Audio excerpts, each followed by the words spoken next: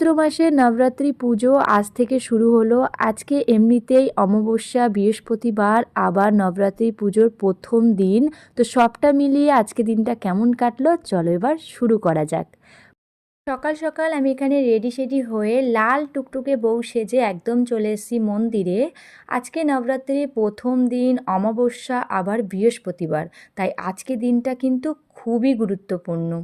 আজকে আমার দিনটা শুরু হয়েছে অনেকটা আগে। দেখো এখন সকালটা কতটা সুন্দর।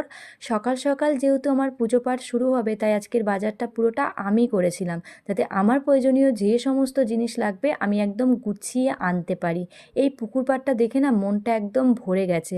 প্রকৃতির সৌন্দর্য কোনো কিছুর সামনেই তুচ্ছ, তাই জন্য তোমাদের সঙ্গে একটু ভাগ করে নিলাম। চৈত্র নবরাত্রি শুরুই হয় চৈত্র মাসের শুক্লা পক্ষের প্রতিপদ তিথি থেকে।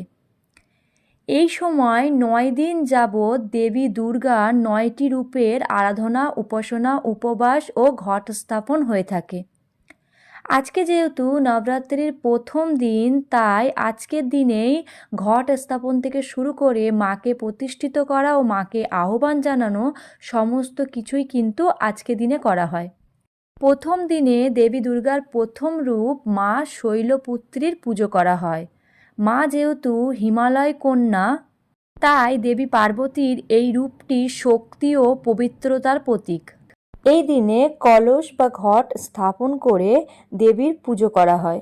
এই সময় ঘর, মনে এবং আমাদের চারিপাশের পরিবেশে কিন্তু ইতিবাচক শক্তির সঞ্চার ঘটে।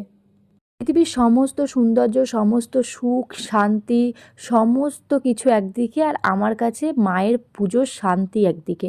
আমি পৃথিবীতে সমস্ত শান্তির মধ্যে যে জিনিসটা খুঁজে পাই সেটা হচ্ছে ভগবানের পুজো। এই জিনিসগুলোর মধ্যে কী যে শান্তি আর কী যে আনন্দ আছে সেটা সত্যি কাউকে বোঝানো অসম্ভব। এটা শুধুমাত্র নিজেই ফিল করা যায়, আর এই শান্তিটা কারোর সঙ্গে ভাগ করা যায় না। আমি এখানে আজকে মায়ের ক্লোশ বা ঘট যেটাই বলো সেটাই স্থাপন করব, ঘট স্থাপন করব। তো সেই কারণে আমি এখানে ঘরটাকে রেডি করে নিয়েছিলাম। আর এখানে না নবরাত্রি পুজোর সময় নারকেলটা ঠিক এইভাবে দিতে হয়, সোজা বা সামনের দিকেও দেওয়া যায়। আমি সোজা করে দিয়েছি যাতে দেখতে খুব ভালো লাগে। আর এদিকে মায়ের যে 16 সিঙ্গার আছে সেটাও আমি কিনে নিয়ে এসেছিলাম। এর মধ্যে দেখলাম অনেক কিছু জিনিস দেওয়া আছে, যেগুলো আমি ভাবছিলাম যে দেবে কি না দেবে। তো প্রত্যেকটা জিনিসই ছিল। তারপর তো আমি একে একে মায়ের পুজো, সঙ্গে মায়ের আরতি, মায়ের জপ, মায়ের পুষ্পাঞ্জলি সমস্ত কিছুই দিয়ে নিয়েছিলাম। আর আমি তো আজকে খুব মন ভরে, ভক্তি ভরে মায়ের পুজো করেছি। তোমাদের আমার আজকের ভিডিওটা কেমন লাগলো সেটা তো অবশ্যই কমেন্টে জানিও। দেখা হবে আবার সুন্দর একটা ভিডিওতে।